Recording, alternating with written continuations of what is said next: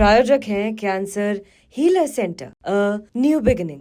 राजस्थान में मंत्री किरोड़ीलाल मीणा की अधूरी ख्वाहिशों के बोझ तले भजनलाल अपनी सरकार चला रहे हैं, लेकिन बाबा की ये अधूरी ख्वाहिशें इस सरकार के लिए क्या बड़ी चुनौती बन चुके हैं और अधूरी ख्वाहिशों का जिक्र हम किस वजह से कर रहे हैं।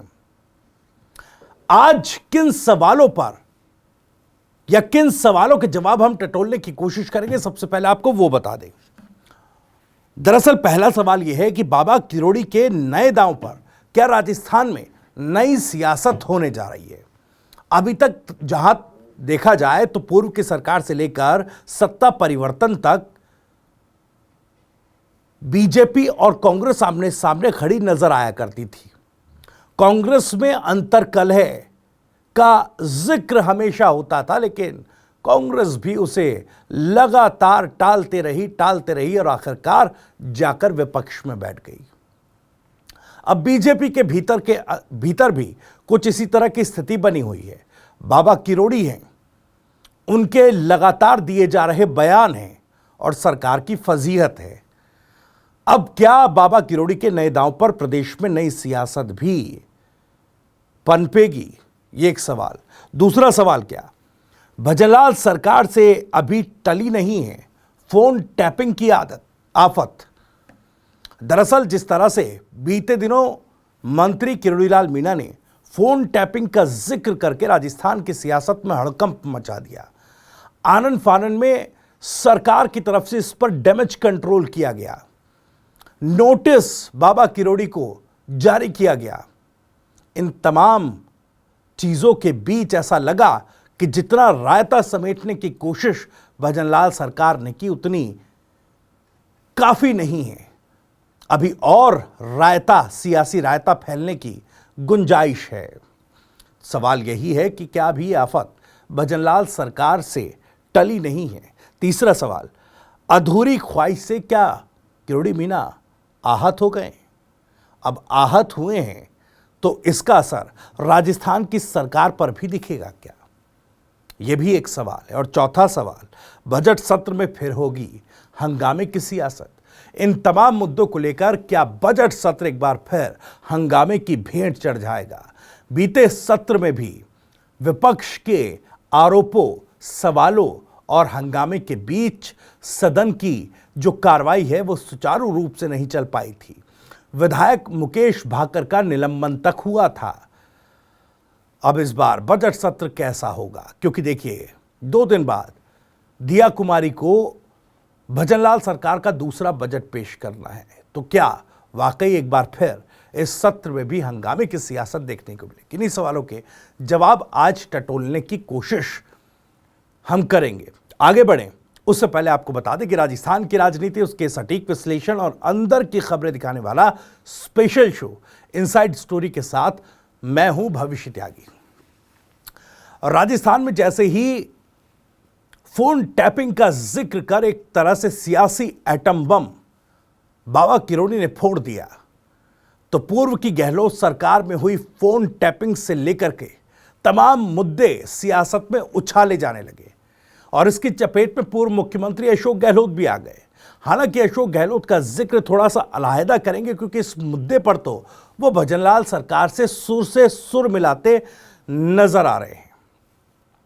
लेकिन इस सरकार के भीतर ही बाबा किरोड़ी और सरकार में ऐसा टसल मचा हुआ है जो सरकार की हर मोर्चे पर फजीयत करा रहा है। यूं कहें कि सरकार के लिए वो मुश्किल खड़ा कर रहा है जिससे निपटने के शायद ट्रेनिंग अभी मुख्यमंत्री भजनलाल को मिल नहीं पाई है, क्योंकि ऐसा लग रहा है कि इस फैलते रायते को मुख्यमंत्री भजनलाल शर्मा समेटने में अभी तक कामयाब नहीं हो पाए। एक एक करके, धीरे धीरे करके बाबा किरोड़ी ऐसे तीर चला रहे हैं जो राजस्थान की नई चुनी हुई सरकार के सामने एक पहाड़ जैसी चुनौती बनकर खड़ी हो गई है। इन तीरों में फोन टैपिंग का जिक्र जैसे ही बाबा किरोड़ी ने किया, पूरा सरकारी खेमा या यूं कहें कि बीजेपी का खेमा लग गया फोन टैपिंग पर आरोपों पर डिफेंसिव मोड में आने पर, डैमेज कंट्रोल करने पर, डैमेज कंट्रोल की इस कार्रवाई में बाबा किरोड़ी को नोटिस तक जारी कर दिया गया। बाबा ने यू टर्न लिया। सरकार ने कहा कि देखिए वो तो पिछली सरकार में हुई फोन टैपिंग का जिक्र कर रहे थे, लेकिन इसके बाद क्या? अब देखिए, सरकार की जो फजीयत हुई उसमें बजट के 2 दिन पहले सरकार को एक ऑल पार्टी मीटिंग बुलानी पड़ी। इस ऑल पार्टी मीटिंग में एक तरीके से विपक्ष के साथ, विरोधी दलों के साथ सरकार को यह सहमति बनाने की कोशिश करनी पड़ी कि इस तरह के आरोपों पर बजट सत्र का समय जाया न होने पाए। हालांकि इस ऑल पार्टी मीटिंग के बाद जोगाराम पटेल ने तो कहा कि सब कुछ अब ठीक है, ऑल इज वेल, यानी कि अब बजट सत्र जो है सुचारू रूप से चलेगा। सुनिए क्या कुछ कहा जोगाराम पटेल ने। क्योंकि बड़ा अगर वो कोई फोन टैंकिंग का विषय रखेंगे तो सरकार अवश्य उसका जवाब देगी। तो इस बैठक में बात हुई कुछ, क्योंकि पिछली बार जो विधानसभा स्थगित हुई थी इसी हंगामे के बीच ये इस सब बातों का आपस में कथन हुआ है, आपस में बातचीत हुई है और उसके बाद निर्णय हुआ कि नहीं, सदन को हम चलाएंगे और नियमों के अनुसार जो भी विपक्ष अपनी बात रखेगा तो हम सरकार उसका जवाब देंगे। गतिरोध खत्म हो गया। एक तरह से पूर्ण वातावरण के तहत गतिरोध कोई न था न है, अब न गतिरोध रहेगा। विपक्ष ने फोन टैपिंग पर जवाब स्पष्टीकरण की मांग की है? नहीं, फोन टैपिंग में स्पष्टीकरण की कोई मांग नहीं किया। उन्होंने कहा अगर हमारी बात रखें तो सरकार इसका जवाब दे। हमने इस बात पर सहमत हैं कि अगर वो अपनी बात रखेंगे तो सरकार उसका जवाब देगी। जो आरोप लगाए थे किरोड़ीलाल मीणा ने, उसके बाद में जो बीजेपी की तरफ से नोटिस दिया गया था, यानी कि बीजेपी ने भी मान लिया। ये विषय यहाँ का नहीं है, संगठनात्मक विषय है, वो मेरे अधिकार क्षेत्र से बाहर है। लेकिन आपको नहीं लगता है ये विषय क्योंकि खत्म हो गया उसके बाद एक तरह से खत्म ही हो चुका है, क्योंकि उन्होंने स्वयं ने मान लिया है, इसलिए अब विषय को ज़्यादा तूल देने की कोई आवश्यकता नहीं है। देखिए, फ़ोन टैपिंग का कोई मामला ख़त्म नहीं हुआ है। जब फ़ोन टैपिंग पे देखिए, मैं फिर आपसे कहना चाहूँगा, इन्हीं के सरकार के कैबिनेट मंत्री ने फ़ोन टैपिंग का आरोप लगाया। इन्हीं की सरकार के गृह राज्य मंत्री ने ये कहा कि हमने फ़ोन टैप नहीं किया। इन्हीं की पार्टी के प्रदेश अध्यक्ष ने फ़ोन टैपिंग पे कैबिनेट मंत्री को नोटिस दिया, कैबिनेट मंत्री ने उसका जवाब भी दिया। तो फ़ोन टैपिंग का मामला तो है ही ना कहीं। जब 4 बातें सरकार की तरफ से आ रही हैं तो हम तो यही जानना चाह रहे हैं, हमने आरोप नहीं लगाया। फिर मैं एक बात कहना चाहूँगा मीडिया के माध्यम से, मैं ये बताना चाहूँगा कि आरोप हमने नहीं लगाया है। इन्हीं के सरकार के कैबिनेट मंत्री का ये आरोप है कि मेरी सरकार मेरा फ़ोन टैप करा रही है। हमने सिर्फ इतनी सी डिमांड की है कि सरकार उस पर जवाब दे दे, और सरकार को जवाब देना चाहिए। जब सदन चल रहा है तो सदन के अंदर देना चाहिए, सदन अगर नहीं चल रहा होता तो बाहर मीडिया के अंदर देना चाहिए। तो सरकार का पक्ष तो जाना ही चाहिए। आज जो हमारा जो लोकतंत्र है, प्रजातंत्र है, जब विधानसभा चलती है, विधानसभा का भी विशेषाधिकार है और विपक्ष का ये धर्म है कि हम जो जनता की बात है उसको यहाँ पे उठाएं, और सरकार को भी इसके अंदर कोई ज़्यादा एडामेंट होने की ज़रूरत नहीं है। सरकार की जिम्मेदारी है विधानसभा चलाने की और राजस्थान की जनता के जो सवाल हैं उनका जवाब देने की, तो जवाब तो देना ही पड़ेगा। हालांकि संसदीय कार्य मंत्री ने तो कह दिया कि सब कुछ ठीक ठाक है और कोई गतिरोध सरकार और विपक्ष के बीच में फोन टैपिंग मामले को लेकर नहीं है, लेकिन विपक्ष के इरादे कुछ और हैं। विपक्ष फोन टैपिंग के इस मामले को छोड़ना नहीं चाहता। जिस तरीके से बाबा ने इस मुद्दे को उछाला है, उस पर कहीं ना कहीं सियासी गोल दागने में कांग्रेस कोई कोर कसर नहीं छोड़ रही है। और इस ऑल पार्टी मीटिंग के बाद भी टीकाराम जूली ने साफ तौर पर कह दिया कि पहले भी इस मुद्दे पर जब सवाल किया गया, अगर तभी जवाब दे दिया गया होता तो ये नौबत नहीं आती। और अभी भी बिल्कुल वैसी ही बात है, यानी कहीं ना कहीं सड़क से सदन तक विपक्ष फोन टैपिंग के इस मामले पर सरकार को कटघरे में खड़ा करती नजर आएगी। अब देखिए, बजट है, बजट में तो शायद उतना हंगामा ना हो, लेकिन बाकी सदन में कहीं ना कहीं किरोड़ीलाल मीणा के फोन टैपिंग का ये मामला, उनके इस्तीफे का मामला सदन में गूंजता नजर आएगा और सरकार के लिए मुसीबत खड़ा करते नजर आएगा, क्योंकि मुसीबत तो हो गई है। देखिए, भले बाबा किरोड़ी ने राजनीतिक एक तरीके से कहें तो राजनीतिक चालाकी दिखाकर खुद को सदन से दूर कर लिया।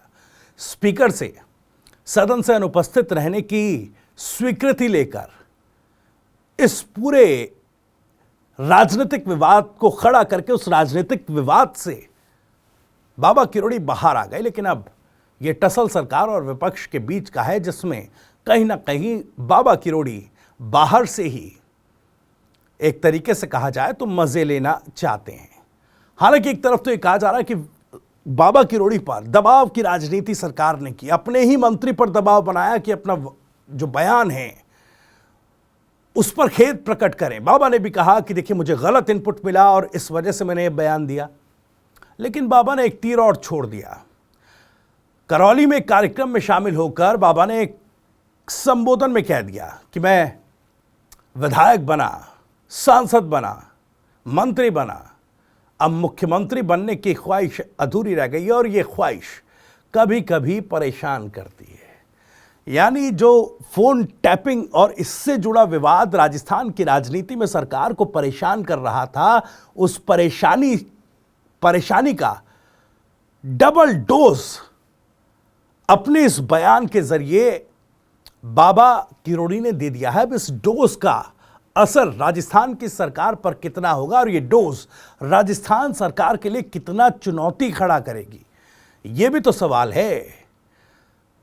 4 दशकों की राजनीति में बाबा किरोड़ी का जो संघर्ष रहा उसको दरकिनार कर जिस तरीके से या बाबा को किनारे करके जिस तरीके से बीजेपी राजस्थान में राजनीति कर रही है, क्या बाबा किरोड़ी उसके साथ कोई समझौता करने के लिए तैयार है? यह सवाल है।